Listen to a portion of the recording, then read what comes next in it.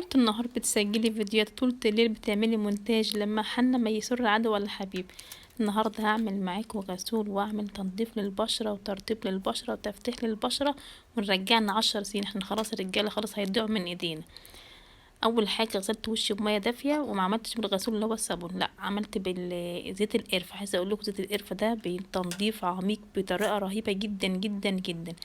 اللي وريته لكم في الاول ده اللي تكتبي بشرتك كويس قوي كده بحركات دائريه. وبعدها رحت شاطفه وشي بميه دافيه، وبعدين وزعت بقى الخليط اللي احنا هنعمله مع بعض ده: معلقه نشا، معلقه لبن بودر، معلقه كبيره ميه موارد، معلقه زيت زيتون.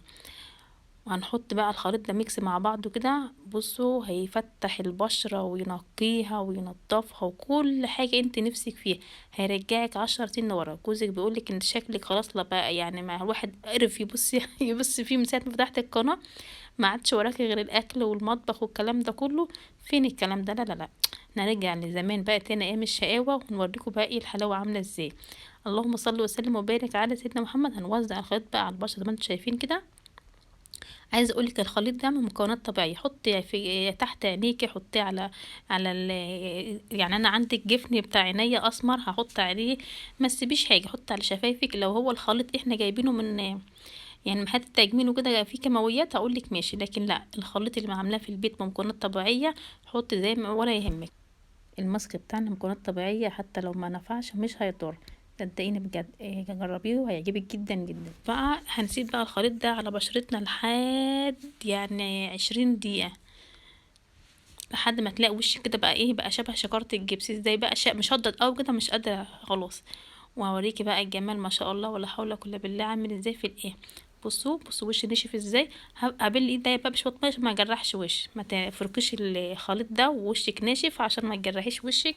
هتبلي ايديكي بشويه ميه كده تفركي الخليط ده اكيد سكراب، تفركيه وتشيل الخلايا الميته اللي في الجلد. عايزه اقولك حمر وشي كمان ما شاء الله وجميل جدا. وعملت كمان شفايفي كمان سكراب بالشفايفي، كان حلو قوي قوي ما شاء الله، بطريقه دائريه كده، واللب يمين وشمال وفوق وتحت وكده.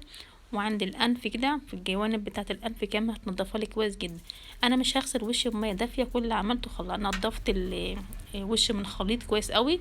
وبعدها رحت عامله ميه مورد، بس بحطها في ذات سبراي كده فاضيه.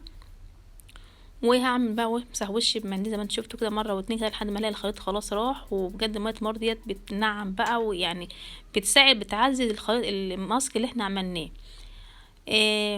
واحط بقى كريم انا بعمله بقى في البيت. عايزه اقول الكريم ده تحفه تحفه، دي خلطه انا بعملها برضو في البيت جميله جدا، ترطيب وتفتيح. وعايزه اقول لك عامله زي صن بلوك بالظبط، حلوه قوي قوي ما شاء الله عليها.